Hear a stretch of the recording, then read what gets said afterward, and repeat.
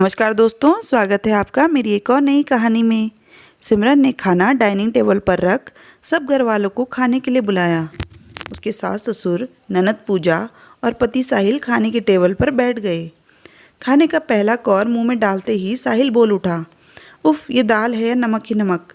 साहिल के ऐसे बोलते ही पूजा बोली, हाँ भाई, देखा आज फिर भाभी ने दाल में इतना नमक डाल दिया।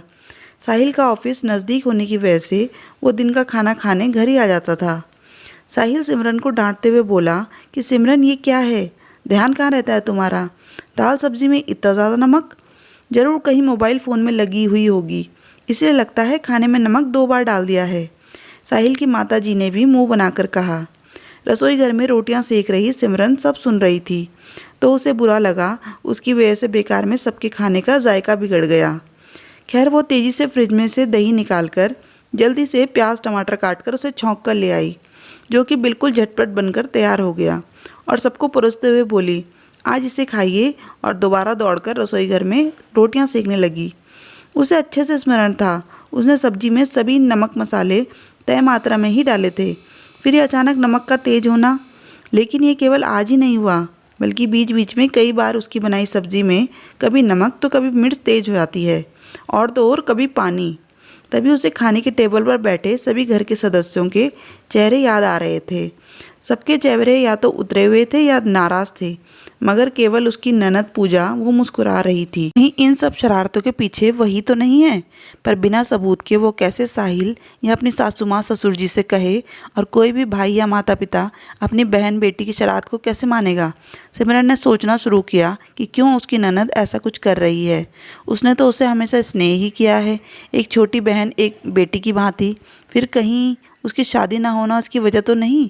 अपनी पढ़ाई के वक्त उसने एक बार पढ़ा था, जब कोई हताश होता है और अपना गुस्सा किसी पर निकाल नहीं पाता, तो वह ऐसी शरारतें करके दूसरों को डांट खिलाकर अपने आप को संतुष्ट करता है। कहीं पूजा भी तो बार बार शादी के लिए नकारे जाने की हताशा इस तरह मुझ पर निकाल रही हो।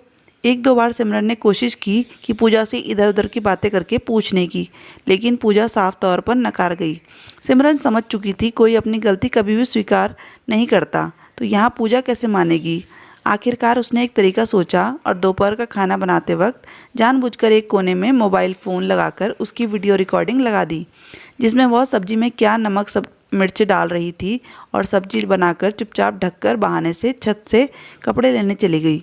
और योजना अनुसार सचमुच उसकी ननद वहाँ आई और इधर उधर देखकर जल्दी से कड़छी भरकर नमक सब्जी में डालकर वहाँ से तुरंत रफ्फू चक्कर हो गई।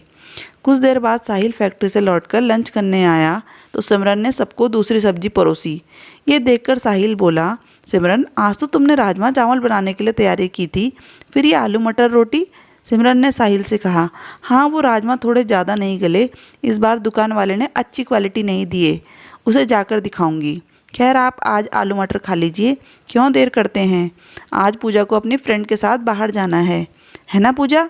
हाँ भाभी, कहकर पूजा ने भी चुपचाप खाना खा लिया। पूजा के बाहर चले जाने के बाद सिमरन ने साहिल और अपने सास ससुर सबको कमरे में बुलाया और कहा, ये देखिए, आप सभी को लगता था कि मैं भुलक्कड़ हो गई हूँ, मोबाइल फ़ोन पर लगी रहती हूँ, इसलिए कभी नमक तो कभी मिर्च और कभी पानी सब्जी में ज़्यादा हो जाता है। देखिए, मैं तो सब कुछ अच्छे से डालती हूँ, मगर जब सबने वीडियो रिकॉर्डिंग देखी तो सब दंग रह गए। तो साहिल ने कहा, तुम्हें ये सब पूजा के सामने बताना चाहिए था, ताकि उसे सबके सामने। वही तो मैं नहीं चाहती साहिल जी।